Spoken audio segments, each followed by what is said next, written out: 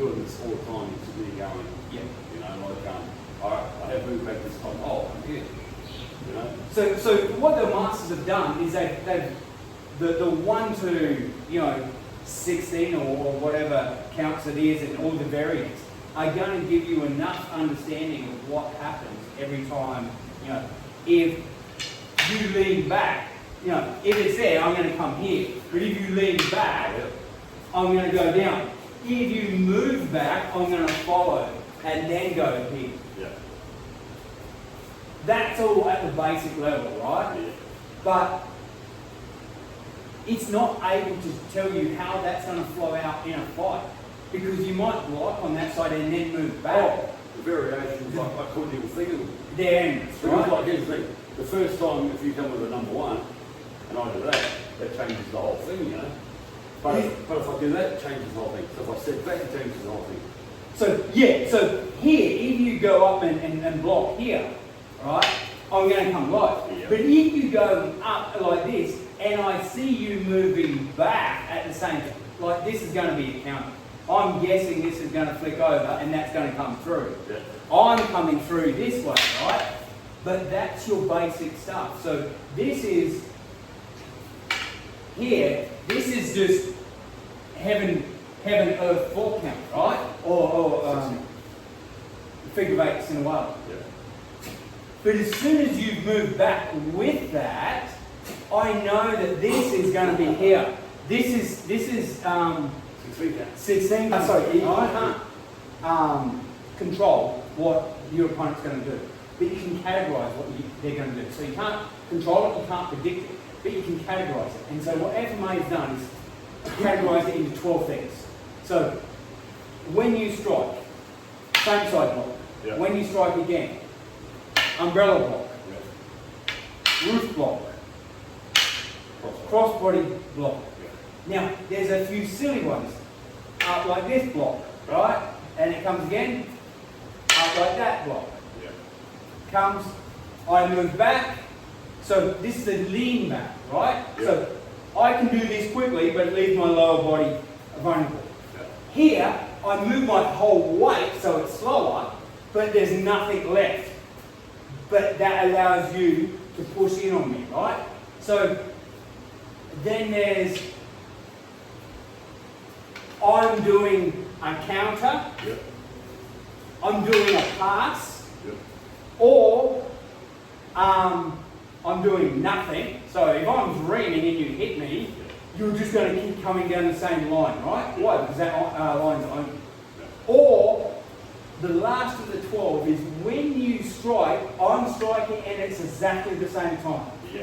You can't train for it, Yeah. but it's a possibility. Yeah. You just got to be fast. Yeah. But try and train for Oh, someone that's going to be that. Yeah, but if you strike and I strike and it's exactly the same time, Yeah. it's whoever reacts to that fastest. But that's one of the that's the last possibility of what you can do. Now, are there permutations of each one of them? Yes. Yeah. So I can block here, I can block there, I can block here. That doesn't matter. Same side block, right? Yeah. That's one. I can block here, I can block here. I can block like this. They're pretty much the same, and this is two. This is your roof block, your umbrella block. Your roof block, the same thing. There's different permutations of it. But they just say, broadly, it's in that category. Why? Because it doesn't matter to where your elbow will be. Here, my elbow is going to be vulnerable there. So if you double-side it, it's vulnerable, right? Boom. If you come and I double-side, it's vulnerable there.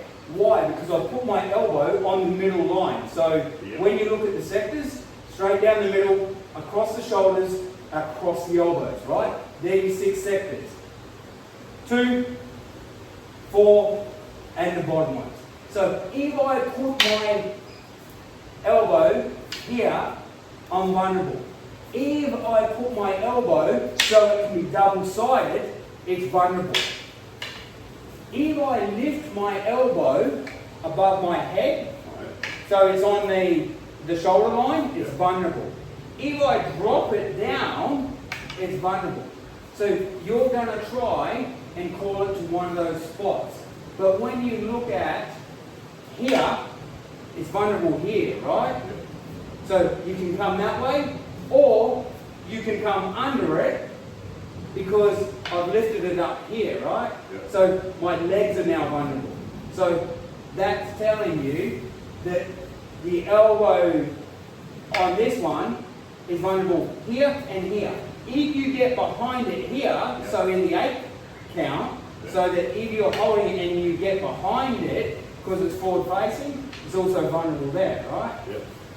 When you look at you come across, and roof block is the same as if I do this block. It's also the same as I do this block, right?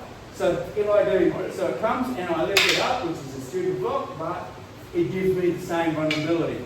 The elbow's in the middle line. So what you're seeing is there's 12 categories, but a lot of them can actually be grouped together into larger categories. Why? Because you don't care. Once you realise, all right, if it's this, or this, it's the same attack. And you just draw they'll draw the same response from you, right? That's the categorisation part of it. So you want to draw me into a categorised defence that you're then going to attack. And you've just trained each of those ones. So you know here you come in there, right? You come again, you're going across. Here, you're either going to go low or you're going to go high. Here, there, right? Smash it on the inside.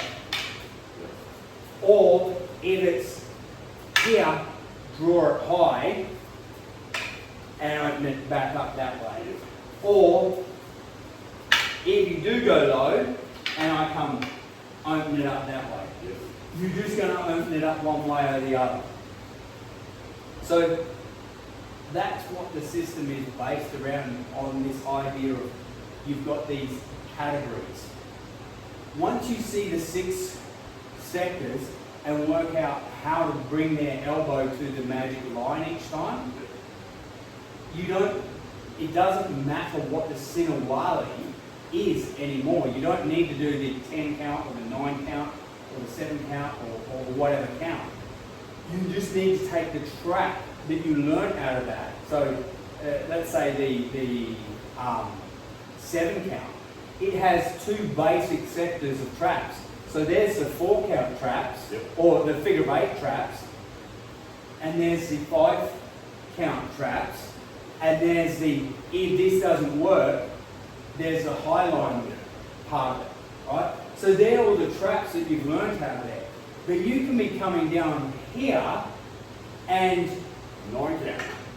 Or 8 count, right? But here, if this feeds in, this will go back to the 4 count. If here, if that one feeds on the other side, this will actually turn into the 3 count. So I can't guess what ending this will have. There's no premeditation. There is none. So every strike is just a strike with a triggering event. I don't know what your trigger is. But that what you just said then makes the last shot, the current shot, and the next shot so important. Because like right, so it's a right from here, come down low. Yeah. So on the rule of the 3 things that you need to control. The current strike, the next strike, and the last strike. The reason why that rule is here is one of the other variables you always have to consider isn't just what his strike is what he did on his last strike. So when I feed there, if this feeds through, I'm sweet. But if I feed here and I've got resistance, I can't let it go because you smashed that into my face. So now this has to be there. So I've got to come down this line to set up the trap. But if this comes through and disappears, I'm free to come down that line, right? So the last strike for me is important because it tells me what I'm checking. Here, I'm still feeling resistance. This has to be different than if there's no resistance, because that will be there. So that rule of the current strike, the last strike, and the next strike has to take into account whether or not I find resistance. If I fail to do that, I won't be able to apply the system properly. So, because then you've got to premeditate into something that's going, oh, I should just come at, there's no resistance. yeah, You know? so that's one of the reactions after you get your defense. Yeah. Then the second part of that is how did you defend, and then whether you gave resistance or not. Yeah. If you didn't give resistance, I can continue destruction. If you gave resistance, I'm probably going to look for a trap. But I can't tell you whether or not you'll give me resistance. I can't tell you whether or not you'll use category 1 defense, category 2, or category 12. I don't know. So what I do is I train for each one, and then I apply the pattern recognition when we get there, and the right sinawali attached to that pattern recognition. So here, no resistance. Here, I'll follow through with figure of 8. As soon as we get here and I've got resistance, 6 count control, right? But I already know that. So as soon as I get there, it's happening, right? And this is part of the training of sinawali, is to get the pattern recognition so quick that people think you're really good. No, I'm just trained it so many times that as soon as I feel that now, you know, I don't go, oh, what do I do now? I go, resistance, bam, draw it, hit, trap. If there's nothing, no resistance, flow straight back in, you know. It's not like I'm really quick. It's just that I've trained it enough that it flows. You're not thinking. I'm not thinking.